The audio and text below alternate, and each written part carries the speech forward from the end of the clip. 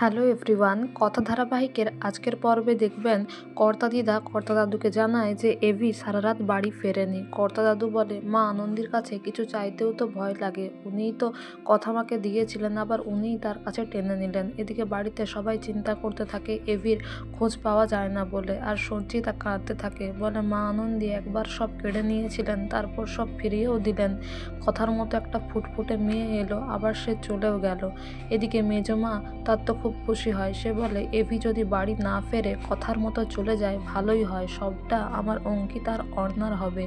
এদিকে কর্তা দাদু বলে এভাবে বসে থাকলে হবে না, আমি খুঁজতে যাব এভিকে। আর এদিকে এভি বাড়ি ফিরে আসে, এসে তার মাকে জড়িয়ে ধরে কাঁদতে থাকে, বলে আমি অনেক ভোলার চেষ্টা করছি কিন্তু ভুলতে পারছি না। জুনিকে বলে ওর খাতায় কোনো পাতার রস লেখা আছে, দেখো না, গিয়ে দেখো, তাহলে যদি আমি ওকে ভুলতে পারি। ও তো সবাইকে কষ্ট দিচ্ছে, কষ্ট দিয়ে চলে গেছে, ও কথা দিয়েছিল কাউকে ছেড়ে যাবে না, কিন্তু চলে গেছে। এদিকে কর্তা দাদু বলে রিচা যদি কিছু করতে পারে দেখা যাক। আর মেজমা বলে রিচাকে আমার দলে করতে পারলে খুবই ভালো হয়। এভি সবাইকে বলে তোরা কেন এই ঘরে এনেছিস আমাকে, এই ঘরেও কথার ছাপ রয়েছে, প্রত্যেকটা ঘরে কথা তার নিজের ছাপ রেখে দিয়ে গেছে, শুধুমাত্র কায়দা কানুন ছাড়া আমি ওখানেই থাকাটা বেশি পছন্দ করি। এদিকে ছোটকা তার বন্ধু মানে ডাক্তারকে তার বন্ধু হিসেবে এভির কাছে নিয়ে আসে, আর সেই ডাক্তারবাবু এভিকে বলে যে সে একটা ব্যবসা করতে চায়, তার সাজেশন চাইতে এসছে এভির কাছে, মানে ক্যাফে এই ব্যবসাটাই করতে চায়। এভি বলে আমি কোনো সাহায্য করতে পারবো না। তখন ডাক্তার বলে আমিও আপনার মতোই একটা বড় আঘাত পেয়েছি, হয়তো আপনার থেকেও বড়। এভি বলে আঘাত কখনো পরিমাপ করা যায় না, আর আমি যা আঘাত পেয়েছি সেটা মরার পরেও আমার সঙ্গে থাকবে, শান্তিতে মরতে দেবে না।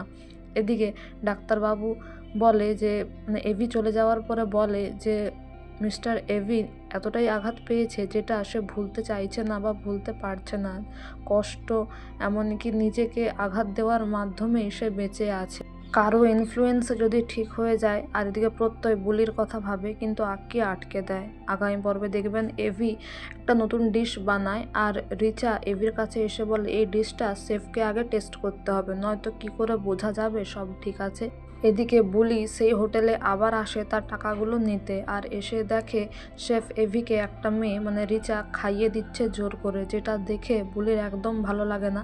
সে চলে যেতে চায় কিন্তু তার ওড়নাটা দরজায় আটকে যায়, তারপর সেটা বুলি টানতে থাকে আর দেখতে থাকে এভিকে আর রিচাকে। তো বন্ধুরা, এই ছিল আজকের কথা ধারাবাহিকের update. Thank you so much for watching the video. Thank you.